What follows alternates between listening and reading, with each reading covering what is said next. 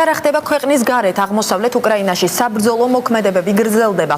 ლუგანსკის თვითგამოცხადებული რესპუბლიკის მებრძოლებმა ქალაქ ილოვაისკზე კონტროლი დაამყარეს. ამასთან სეპარატისტებმა სტრატეგიულად მნიშვნელოვანი ობიექტი ლუგანსკის აეროპორტი აიღეს. აეროპორტისთვის ბრძოლა რამდენიმე თვის განმავლობაში მიმდინარეობდა. პარალელურად სულ უფრო იზრდება ტყვედ-ჩავარდნილი უკრაინელის სამხედროების რიცხვი. დაპირისპირებების ფონზე დღეს უკრაინის კრიზისთან დაკავშირებით მინსკში საკონტაქტო ჯგუფის შეხვედრა გაიმართება.